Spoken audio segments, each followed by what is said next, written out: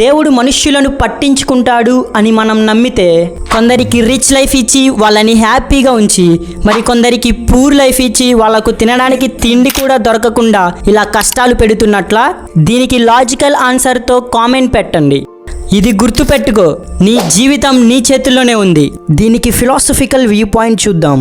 1945 year ప్యారిస్లో ఎగ్జిస్టాన్షియలిజం is a humanism అనే స్పీచ్తో అక్కడి కుర్రాల రక్తాన్ని పరుగులు తీపించిన ఫ్రెంచ్ ఫిలాసఫర్ జీన్ పాల్ శాస్త్రే ఇలా అన్నారు: మనిషి స్వేచ్ఛగా ఖండించబడ్డాడు, ఎందుకంటే ఒక్కసారి ఈ లోకంలోకి విసిరివేయబడిన తరువాత అతను చేసే ప్రతి దానికి అతనే బాధ్యత వహిస్తాడు.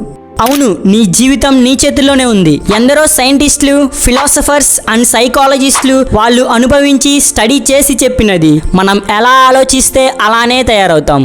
కాబట్టి నీ ఆలోచనలు నీ మాటలను సృష్టిస్తాయి, నీ మాటలు నీ చేతలుగా మారతాయి. నువ్వు పదే పదే చేసిన చేతలు నీ హ్యాబిట్స్ని సృష్టిస్తాయి. కొన్ని హ్యాబిట్ల సముదాయమే ఒక వ్యక్తి క్యారెక్టర్ను రూపుదిద్దుతుంది. తన క్యారెక్టరే తన డెస్టినీ. నీ ఆలోచన విధానాన్ని నువ్వు మార్చగలిగితే నీ జీవితాన్నే మార్చుకోవచ్చు.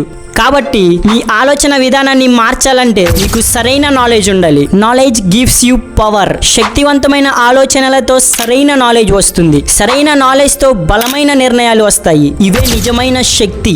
కాబట్టి మీకు నచ్చినట్లు మీరు జీవించాలంటే మీకు నాలెడ్జ్ కావాలి. ఈ ఛానల్లో మేము మీ జీవితాలకు అవసరమైన నాలెడ్జ్ని మీకు అందిస్తాము.